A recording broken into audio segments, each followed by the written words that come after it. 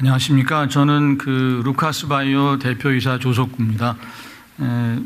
카톨릭 대학교 서울 성모병원에서 현재 혈액암 환자들을 진료하고 있고 5년 전부터 교원 창업으로 루카스 바이오 벤처를 설립해서 두 가지 역할을 수행하고 있습니다. 재생의료 사업 초기부터 연구자로서 또 기업인으로서 참여를 해서 경험을 가지고 있고요.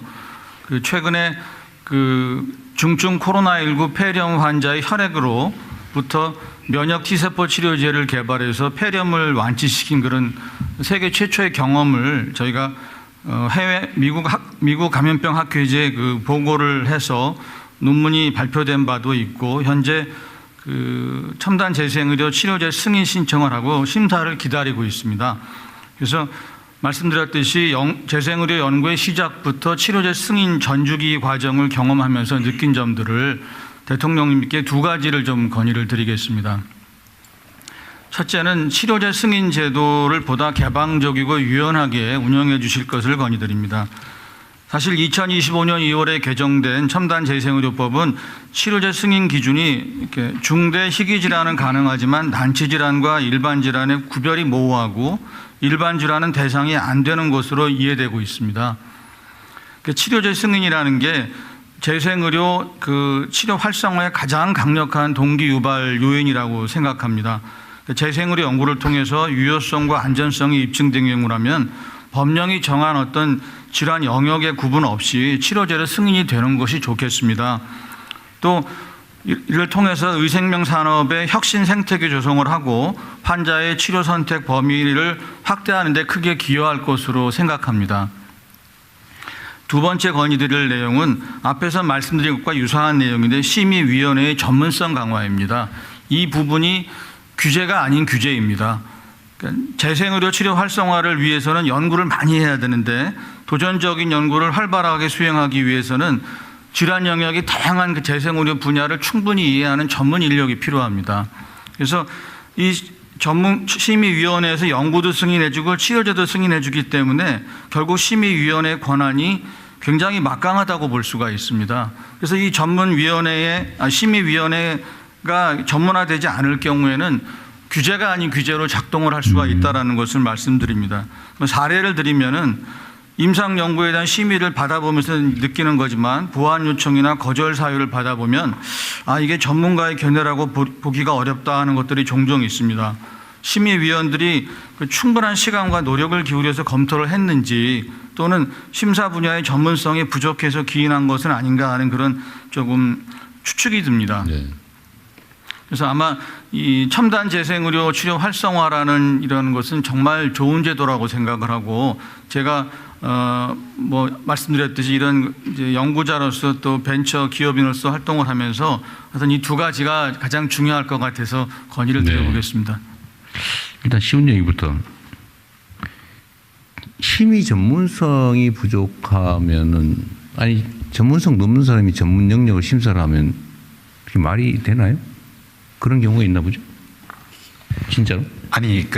이제 세상이 변해서 생긴 문제인데 기술들이 계속 좋아지다 보니까 사실은 이렇게 창업하시는 분들이 우리나라에서 제일 가는 기술자인 셈이고 그렇죠.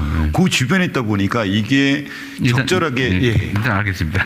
저기 청장님 한번 얘기 한번 해보세요. 이게 그 부분은 복지부 장관님 그래요? 영역입니다. 한번 얘기를 해주세요. 그게 네. 전문성이 없는 사람이 전문 영역에 심사를 하고 있다는 것은 놀라운 사실이기도 한데 사실 가능성이 많네요. 저희가 첨단재생 바이오 심의위원회를 복지부하고 식약처가 공동으로 운영을 하고 있고요. 현재 위원회는 25명 정도고 전문위원회를 3개 정도로 구성해서 운영합니다. 근데 우리나라가 첨단재생으로 하는 연구자 풀이 많지는 않습니다. 그리고 말씀하신 대로 이게 새롭게 시작되는 그런 분야이기 때문에 분야별 전문가가 또 많지 않은데 굉장히 특화된 심층 연구를 하다 보니 그 분야에 특화되신 분들의 풀이 좀 부족한 것은 사실이긴 합니다.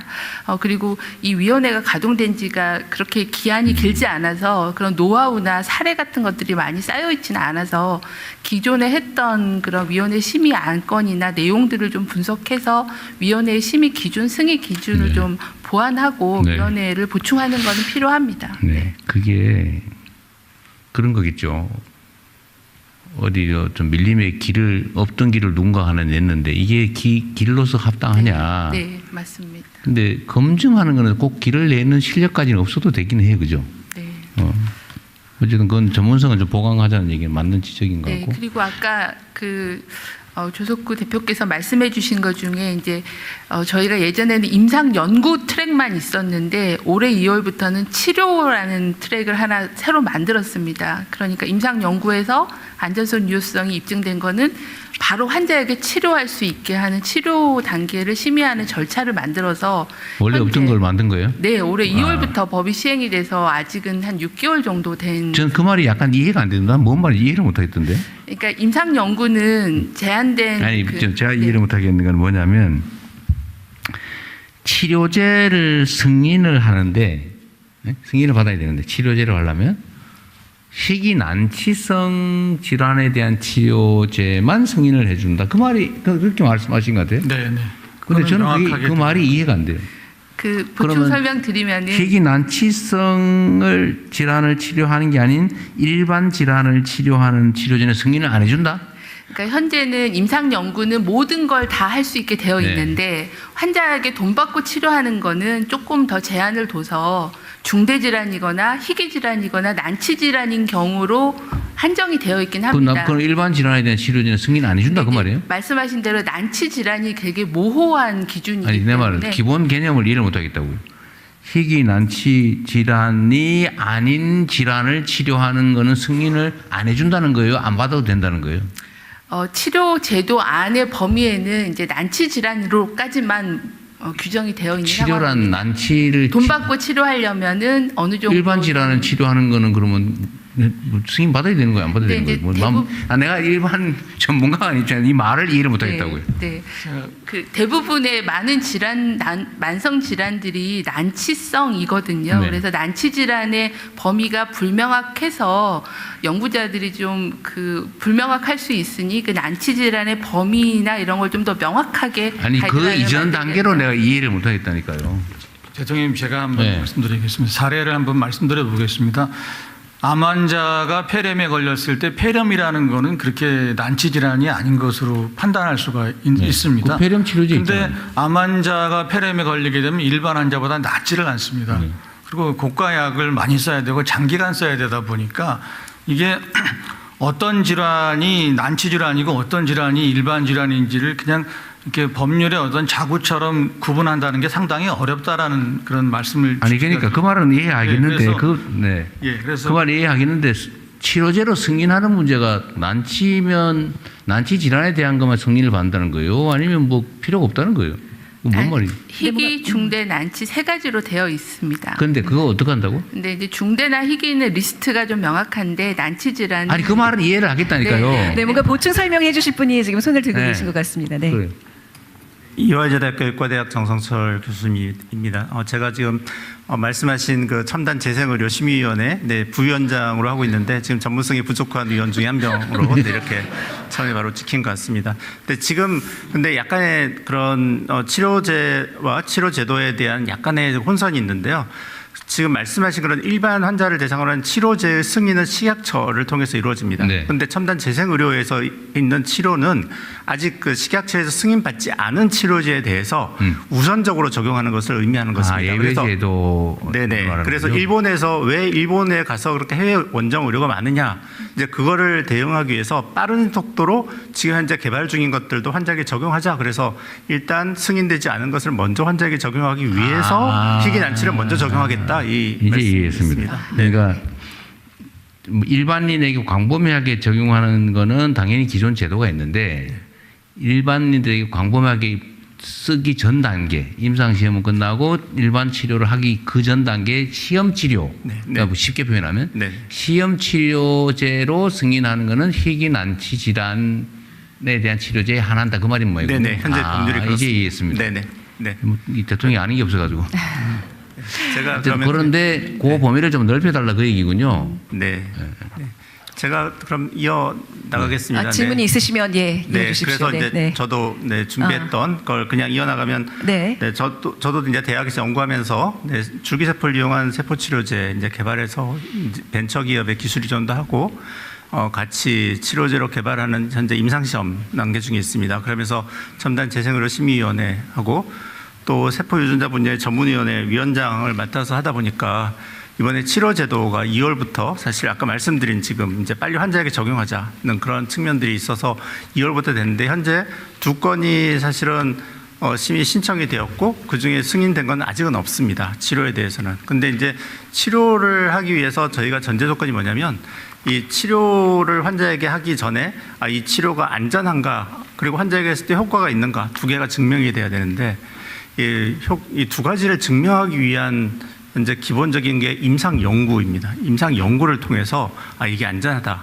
그리고 임상 연구를 통해서 이게 효과가 있다. 이렇게 증명해야 되는데요. 그냥 이렇게 환자에게 정맥 주사를 하게 되면 폐색전증 걸려서 사망할 수도 있고 최근 일본에서는 이 지방줄기세포를 투여받은 환자, 여성 환자 2명이 실명이 되는 그런 전혀 예상치 못한 부작용이 생겼습니다. 그런데 예상치 못한 부작용을 우리가 어떻게 하면 예측 가능하고 이제 대비를 세울 수 있을까 하는 것들이 임상연구에 의해서 활성화되어야 되는데요. 현재 임상연구를 심의하는 것이 첨단재생의료 심의위원회입니다. 그런데 조석구 대표님께서 말씀하신 것처럼 심의위원회 전문성 강화인데 심의위원들은 전문가 25명으로 구성이 되어 있는데요. 다 한 달에 몇 시간 이상의 시간을 쓸 수 없는 그런 교수나 전문가로 되어 있습니다. 그래서 사실은 사무국의 시스템이 보강이 필요하고요. 그리고 심의 제도에 대해서 사실 개선과 그리고 어떻게 하면 이것이 규제가 되지 않고 같이 임상 연구를 활성화시킬 수 있는가에 대한 그런 고민들이 많이 필요한 상황이라고 생각합니다. 제가 정리를 좀 할게요. 이게 이제 제가 이해했습니다. 저는 전문가가 아니기 때문에. 근데 전문가들이 가끔 그런 생각이 다른 사람도 당연히 알겠지. 그리고 설명을 하는데 다른 사람 뭔 말하는지 못 알아들어요. 제가 못 알아듣는 케이스인데 어쨌든 그런 것 같아요. 맞나 한번 보십시오. 그러니까 임상시험은 끝났는데 이게 그냥 일반적인 치료제로 무한 허용을 할 거냐를 판단하기 전 단계에서 위험성이 여전히 남아있기 때문에 그 단계에서 제한적인 예외적인 치료 시험을 허용을 어느 범위까지 허용할 거냐 그 말이죠. 근데 그거를 희귀질환, 난치질환은 어차피 지금 치료를 못 받는 상황이니 위험성이 좀 있지만 시험적으로 치료를 예외적으로 허용하자라고 할 때 어느 범위의 질병까지 이걸 허용할 거냐가 논쟁거리인 것 같네요. 네네. 근데 요거를 좀 유연하게 좀 해주자. 예를 들면 이제 이해했습니다. 근데 이거는 정말 재량적 판단의 영역인 것 같아요. 이거는 안전성이 우선이냐, 긴급성이 우선이냐. 뭐 아니 내가 지금 죽게 생겼는데 치료는 없는데 시험적인 치료라도 내가 쓰겠다라고 하는 걸 현재 법으로 막고 있다는 거잖아요. 근데 그런 걸 허용해 주자 그 말인 것 같아요. 근데 이건 당연히 뭐 본인이 동의할 경우에 쓰는 거겠죠. 본인이 원해서. 근데 그런 경우에도 허용을 해줄 거냐 말 거냐. 희귀, 난치 또 뭐라 그랬죠? 중대질환, 희귀질환, 난치질환. 네. 근데 그 범위를 어떻게 정할 거냐? 네, 중대질환, 희귀질환은 범위가 좀 명확하게 제시가 되어 있는데 난치질환이 범위가 불명확하니 그걸 좀 가이드라인으로 명확하게 정의를 하자. 피부에 무슨 빨간 점이 생기는데 이거 아무리 기존 치료제를 해도 안 되고 맨날 가렵더라. 그런데 이거 효과가 있는 거 하나 발견했는데 이게 중대 질환이냐? 뭐 그런 거죠. 네, 그게 난치 질환이냐 일반 질환이냐 구분이 좀 어렵다는 얘기 그 말씀입니다. 그래서 어떻게 하자고요? 그래서 이제 그거를 이렇게 어떤 그 자구나 문구를 가지고 이렇게 하다 보면은 서로 유권 해석이 달라지기 때문에 아까 말씀하셨듯이 연구를 좀 충실하게 잘하고 안전성이나 유효성을 입증한 거라면은 그것이 애매하더라도 이렇게 좀 치료제를 활성화하기 위해서는 개방적으로 또 유연하게 승인해 주는 게 좋지 않겠는가라는 것을 건의드리는 내용입니다. 그런데 장관님, 안전성과 유효성이 이미 증명이 됐는데 뭐 때문에 그 중간 단계를 거치는 거죠? 그러니까 안전성, 유효성에 대해서 뭐가 문제예요? 임상 연구를 통해서는 이제 좀 소규모의 연구 대상으로 하는 거기 때문에 그거를 이제 일반인에게 임상 연구는 돈을 받지 않고 하는 거거든요. 근데 일반인에게 돈을 받고 치료 행위를 해야 되니 한 단계의 그 위험도에 따라서 심의를 거치는 그런 단계입니다. 네. 근데 그건 어떻게 증명해요, 그러면? 시험을 통해서 안전성과 유효성이 증명이 됐는데 네. 시험군이 워낙 작으니 더 안전하게 확인을 해봐야 되겠다. 그런 네. 취지예요? 혹시 우리 그런데 부위원장님이 그걸 왜 네, 확인이 됐으면 그만이지 뭘 또. 사실 안전성 유효성은 일반 치료제인 경우는 임상시험 3상까지 거칩니다. 소규모 네. 1상, 2상, 3상까지 다 거치는데요. 임상 연구는 단 한 번 합니다.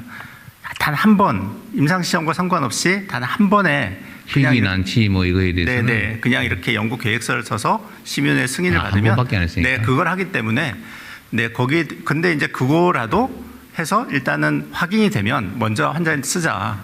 네 지금 그 말씀을 드리는 겁니다. 그런데 네. 그래서 앞 단계인 임상 연구를 활성화를 해야 된다. 식약처에 1상, 2상, 3상 하는 거 전에 네 이제 그런 필요성을 말씀드린 겁니다. 근데 결국은 이제 보건 당국이 국민의 생명 안전에 위해를 가할 염려가 있지 않을까라는 고려를 먼저 해야 되는 건 네, 맞는데 그렇습니다.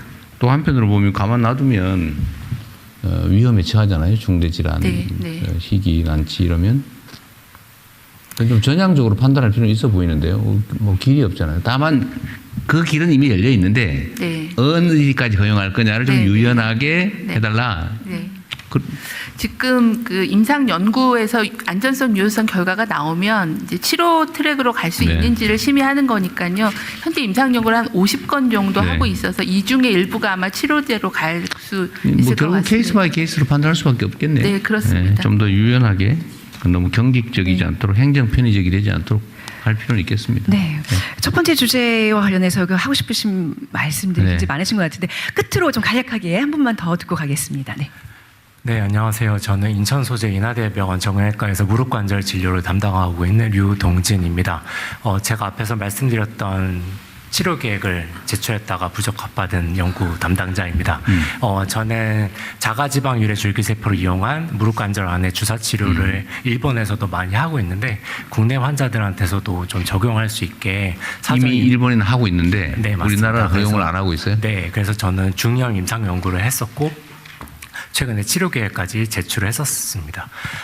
이 첨단 재생 임상 연구를 준비하는 입장에서 이 규정 자체는 사실은 회사 주도라기보다는 연구자 주도이기 때문에 연구자 개인이 맡아서 해야 될 업무가 굉장히 많습니다.